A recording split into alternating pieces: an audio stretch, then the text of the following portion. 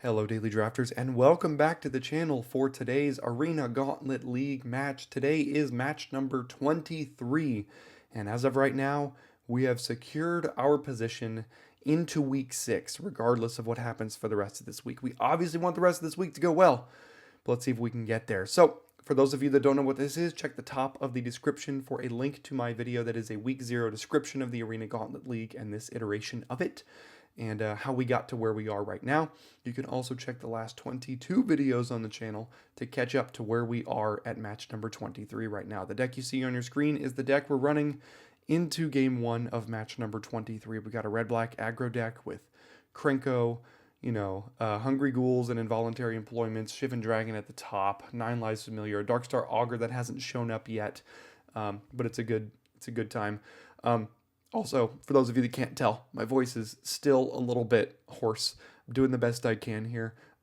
Bear with me. Hopefully you can still at least hear me and understand me in the video, but I will do the best I can as far as talking, enunciating clearly. So, this is the deck we've got for today's Gauntlet League match. Let's get into it. Here is a quick look at the standings before we jump into match number 23. We currently sit in 13th place with a record of 15-7. 121 members started in this league, and as of right now, 78 have been eliminated. And if you can do math, I think that means 43 remain here in the league. We are 13th among those 43. We are guaranteed a spot in week number 6, even if we lose all 3 matches for the rest of this week, which obviously we hope doesn't happen.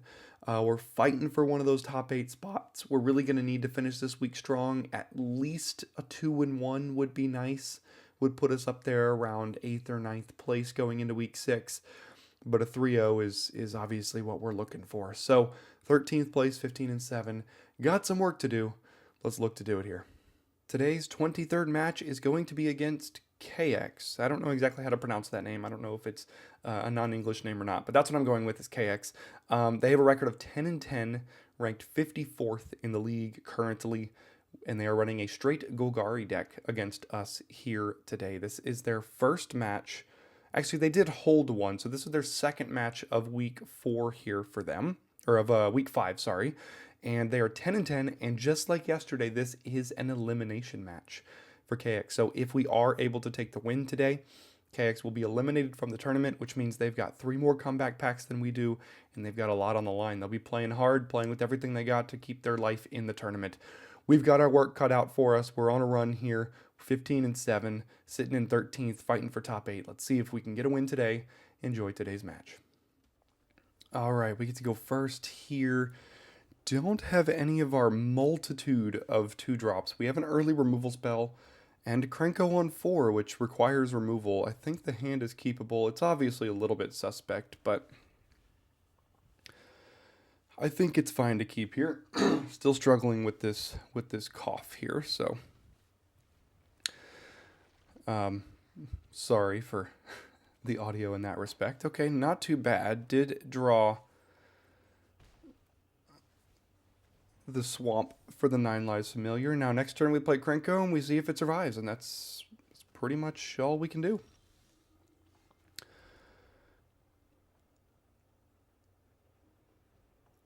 Alright, so I'm going to attack with both, and the reason for that is if they choose to block the 9 Lives Familiar, then I get 2 damage through, and if they block the Ghoul, then I get 1 damage through. The 9 Lives Familiar's got 9 lives, so I mean, I think we'll be alright in that respect. Let's see if Krenko does, in fact, die here.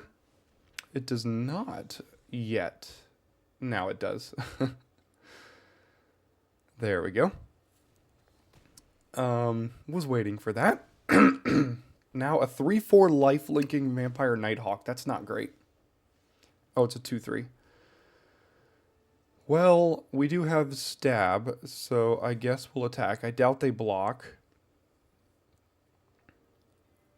So now the question is, do I get my other creature down at the expense of getting hit by a Vampire Nighthawk and a Blight Priest here? This could also hold up stab. I think I'm going to do this.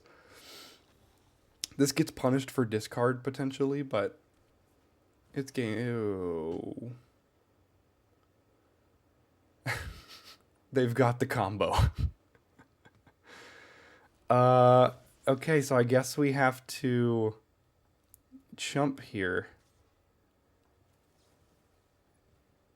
This is all I can do because otherwise I lose to the combo, and now early winter, thank God I did what I did there. That was kind of brutal. Same decision as last time here. They can eat the familiar, but they have to take 2 to do it. Okay, well now we know they have the combo, so we have to watch out in future games. They have a Conqueror. How many Blight Priests?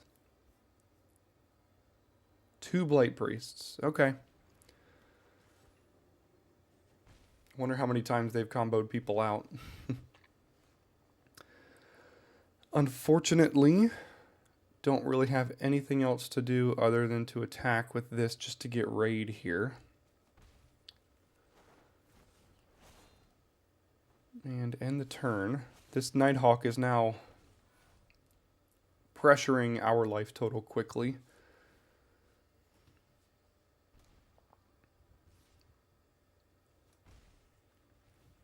I don't have a sacrifice outlet, so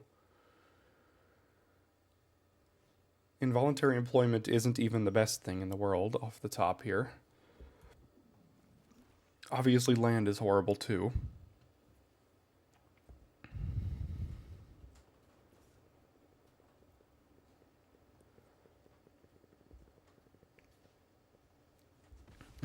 All right, go ahead and get the trigger off of the Perforating Artist. They can kind of just take 3 for days from this.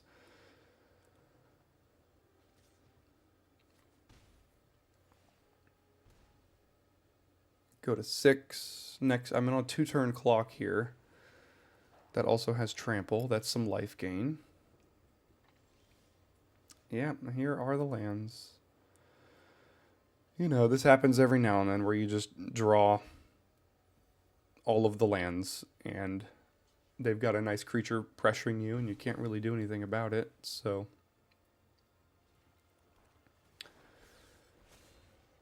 So if we don't draw removal this next turn, we're dead on board. And even if we do, we might be dead on board right now. It's very possible. I mean, this has trample. I have to double block that.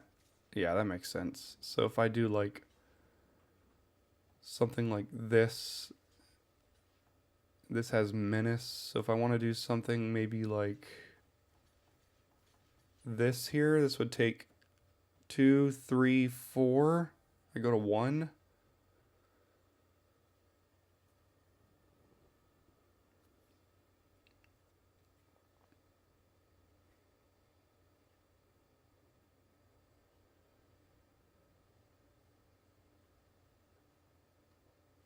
I mean, I could also do something like this here, which they trade for the ghoul. I get to keep my siphoner at the very least, and I don't take an extra 1. Yeah, let's do it this way.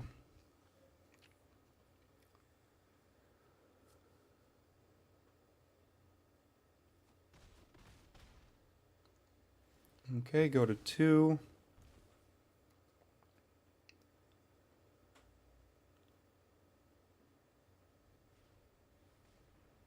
Bring back the trampling food maker, and I'm sure we'll draw a land to end this one here.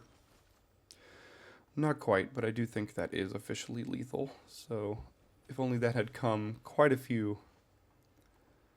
turns ago.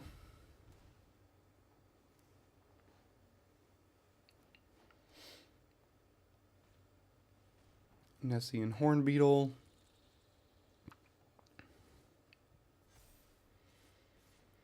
And that should do it. All right, so we just need to, get off to... Every time we draw Seer Slicer Goblin in one of our opening hands, we have a great game. It's just, gosh, when this card doesn't show up, the deck is just kind of anemic. Gorehorn Raider Could kill the Blight Priest. I got to be able to deal with this Nighthawk. They have a couple 3 toughness creatures. Makes me think the Raider is a little bit worse here.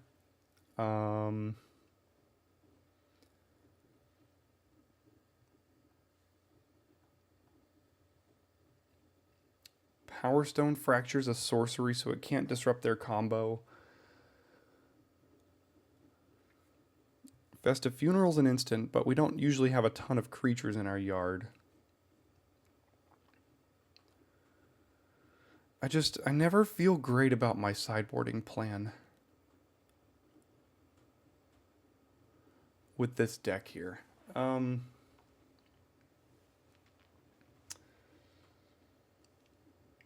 don't think I want to make any changes.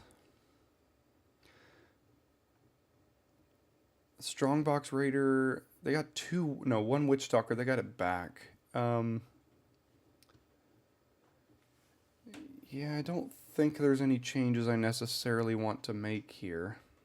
So let's hope we get a nice opener. It's a nice opening hand with some Seer Slicer Goblins and a 1-drop maybe. Or basically nothing. I mean, this hand doesn't do anything. If I draw 2 lands, I lose the game. So, you know. Yeah, I think this one's slightly better. Let's keep 6 and get rid of the Raider, I think. We could get rid of the Evolving Wilds. I have a 1-drop and a 2-drop here. And then potentially we draw into more lands. If we don't draw more lands, there's a good chance that we draw into more 2-drops. So it's always difficult to figure out which one to send back when you mulligan on the play.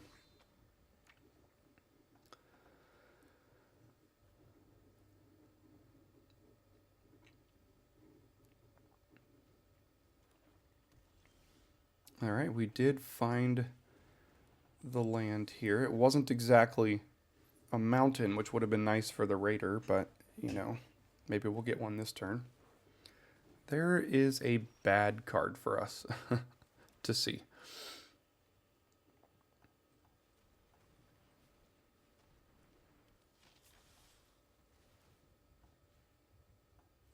That represents some life gain over there. And we don't have removal. We need to draw exactly a mountain to be able to cast one of the cards in our hand. The other card gets better if we draw another land. And if we draw another land, then we get more farther behind. So, not liking this spot either.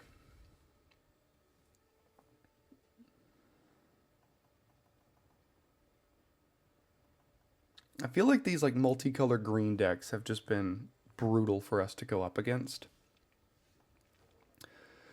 Now, unfortunately, I don't really have attacks now that they played another thing. And I like the Raider to be able to draw me an extra card. So let's just Offspring this. And no attacks. If we draw I mean, they're going to play another creature here. So even if we draw Stab, I could... Oh my god. Okay, well that's pretty much GG. The main deck, Seeker's Folly. I mean, you know, it makes sense because I've got a bunch of 1-drops and things. So, yeah, with Scavenging Ooze, that's brutal. Certainly brutal.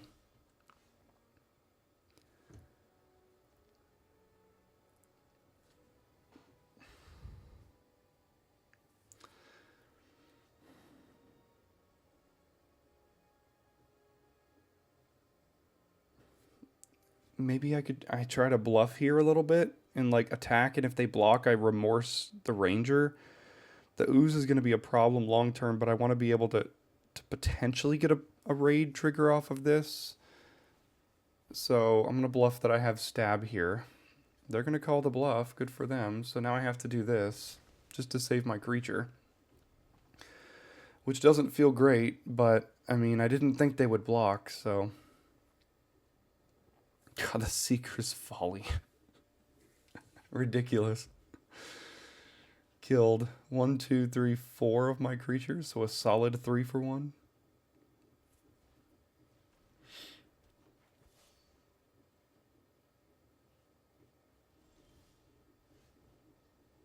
I can't attack, so I guess we just play Siphoner and pass it back. Twinen's Elite, yeah. Now it's real tough for me.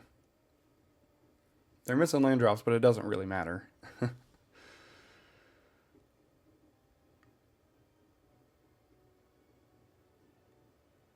I mean, this Raider's just not really doing anything in my hand. It's horrible on the battlefield, too. It just trades for a 2/2.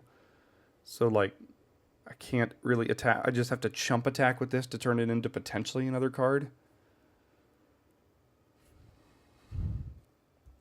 I mean, I need to find something. I need to find, like, Krenko. And then hope that they don't have removal.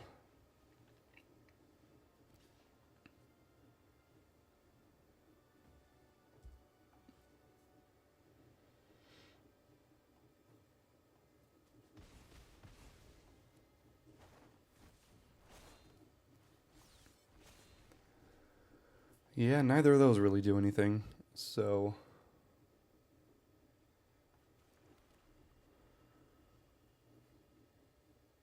Man, I feel like every loss we've had in this league has just like not even been remotely close. I feel like I've lost 0-2 in every single match that I've lost. And like I haven't really stood a chance. Had to take a brutal mulligan here on the play, so I started 2 cards down. They're missing land drops, but they're just so cheap and inexpensive over there that their board is just far too big for me to even be able to remotely compete here, I think.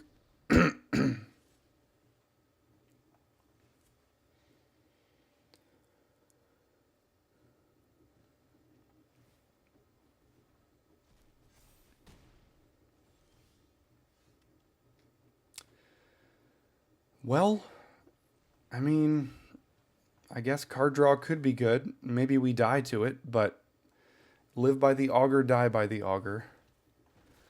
It also flies, so that's kind of nice. Let's see if either of them survive here.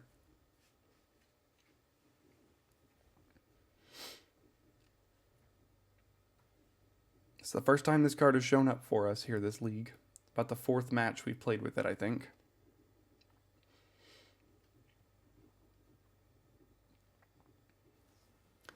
Of course it does die. We still have 1 though.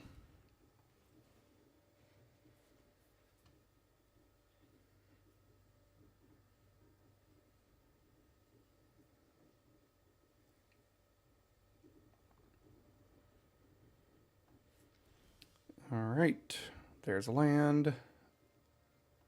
There's a Blood Witch.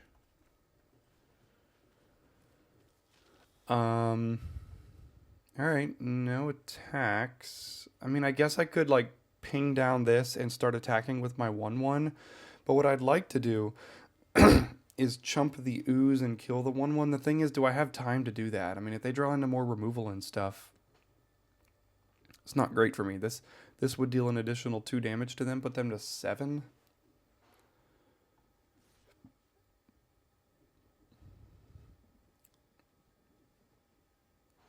It requires me to take a potential decent amount on the backswing here. But I think I need to start pressuring their life total a little bit if I want to have a chance. So we'll send this back here. They're at 7 now.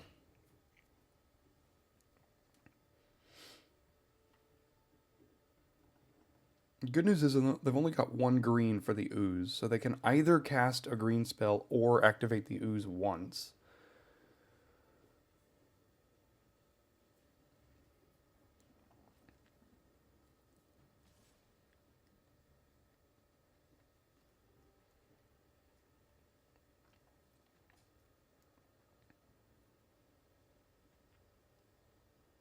No blocks on the ooze. Here's a green spell. Getting back their 1/1. Yeah, makes sense. And getting an additional 1/1 and playing their 1/1. Yeah. Holy wide board.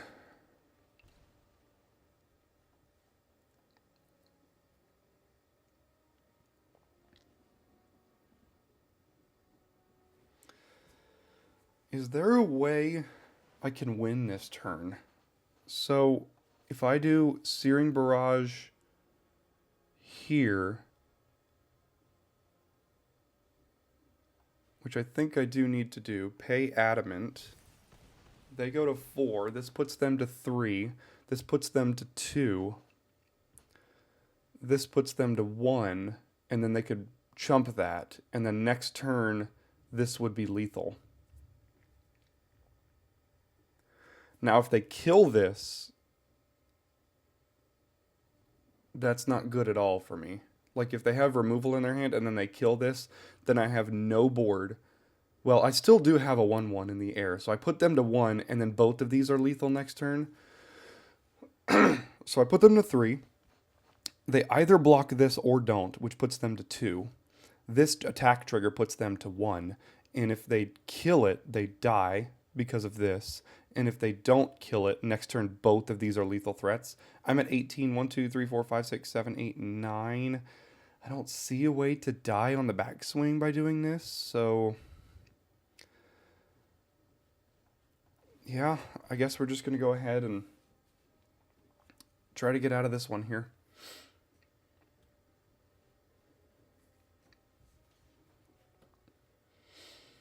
Yeah, I didn't account for that. That was kind of dumb on my part.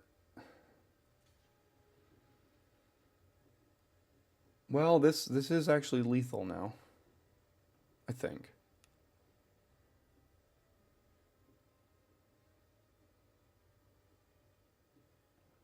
So the Blood Witch kills an elf, and this one kills an elf as well. But I do think we get the triggers here. Yeah. So that's what I was hoping would happen this turn. I think the only way is if they chumped with just the Sage there is the only way they would have survived. So kind of a desperation play, but we did manage to get the win. So gosh, this is a tough deck for us to go against. We don't have, like, mass damage. Maybe a barge in to trample over some of these 1/1 tokens and stuff might not be horrible.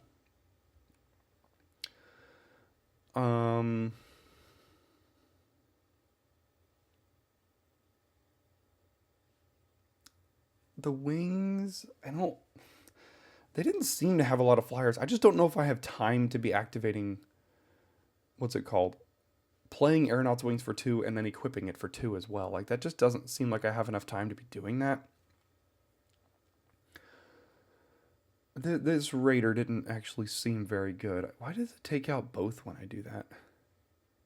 Maybe I could take out both and bring back in the Gorehorn Raider and bring in the Barge in.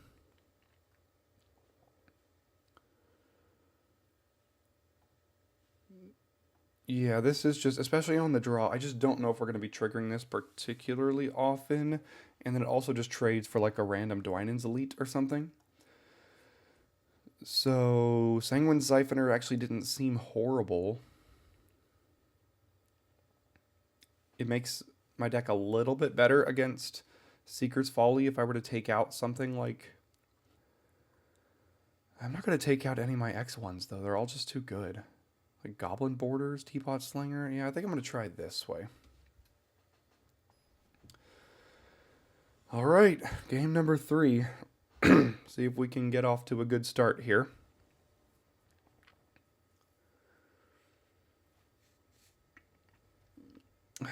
It's a one-turn delay, but I think it's fine. And by one-turn delay, I mean if I draw a swamp, this hand is quite good. Let's draw a swamp off the top. Let's get it. Not quite. Okay, so let's get a swamp here.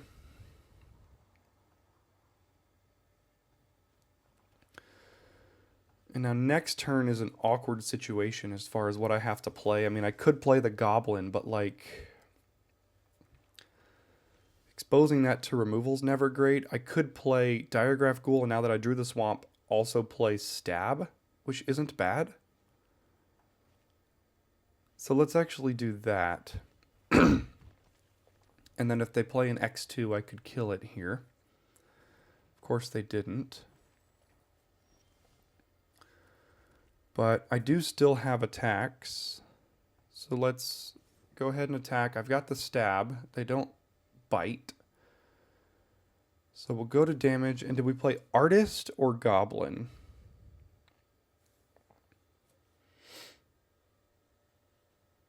I think I'm actually going to play the Artist. And the reason is because if I draw like a mountain next turn, or if I draw another land, I could play Take Out the Trash and do something like Blood Witch and kill this creature and have good attacks. So that's why I did it the way I did there. There's a Dwynen's Elite that is an elf, so they get an extra 1/1.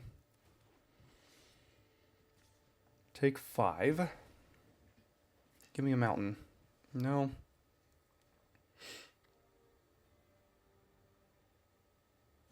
Okay, so I can stab and play Goblin here now. And I think that's pretty good. I get to attack with both here. Let's see if they want to chump. No.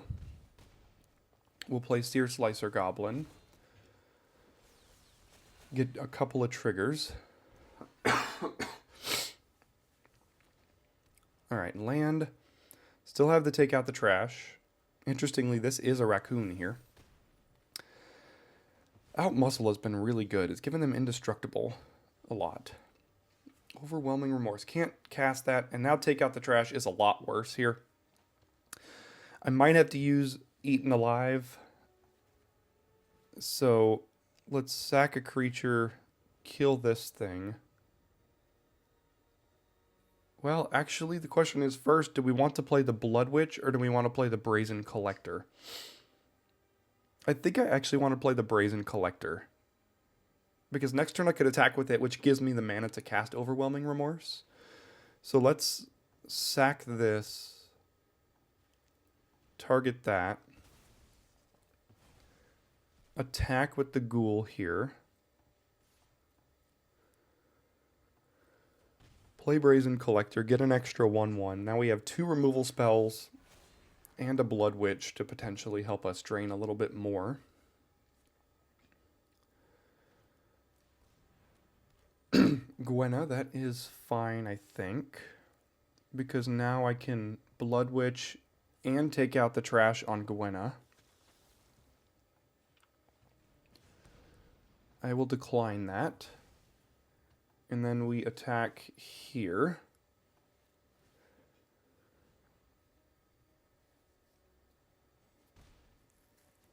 Alright, go to 3, make another 1/1. And the good news is now, even Seeker's Folly with the Blood Witch on the battlefield isn't gonna save them here. So. And there's the good game. What does this do? Okay, I guess that's still not exactly lethal, but we'll go ahead and get rid of this and then swing in with everything here. And I think that should be lethal. Wow, what a comeback. So we started 0-1 in this game.